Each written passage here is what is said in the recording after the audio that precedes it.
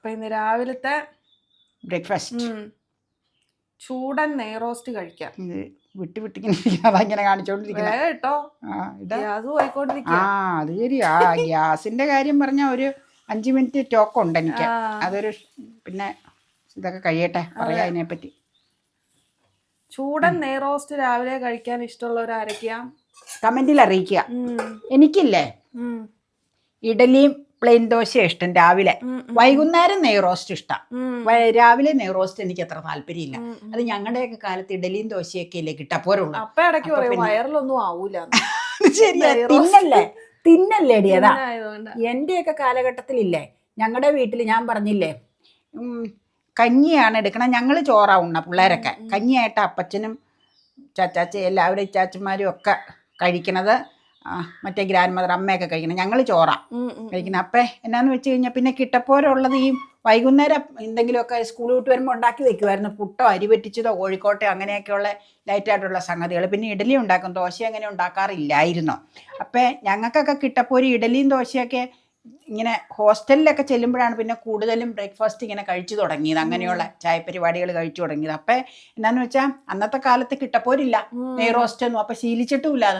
അതാണ് പ്രധാന കാരണം. ശീലിച്ചതല്ലേ നമ്മൾ കൂടുതലും കഴിക്കാൻ താല്പര്യം.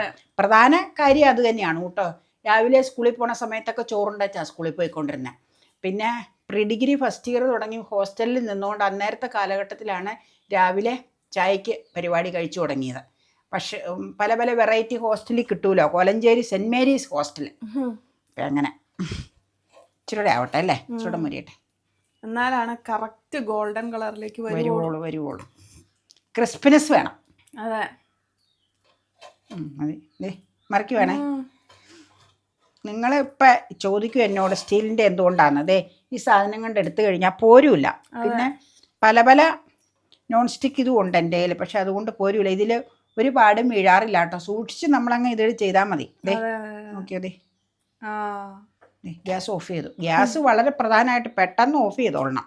പണ്ടത്തെ പോലത്തെ താരിപ്പിൽ ഗ്യാസ് ഒന്നും ഓൺ ചെയ്ത് വെച്ചോണ്ടിരിക്കാൻ പാടില്ല. കാരണം അറിയാലോ എന്നാന്ന് എല്ലാവർക്കും.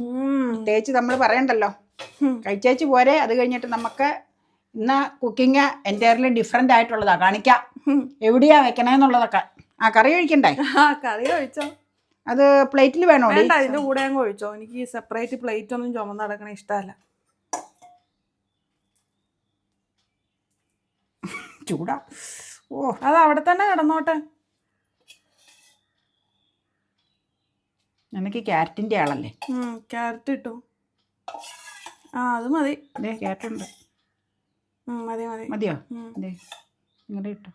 ഉച്ചത്തേക്ക് വേറെ കറിയാ. വെണ്ടയ്ക്ക വേണം. വെണ്ടയ്ക്ക വേണ്ട. വെണ്ടയ്ക്ക വേണ്ട. ഞാൻ കഴിച്ചേച്ചു വാട്ടോ. നമുക്ക് പരിപാടി തുടങ്ങാം.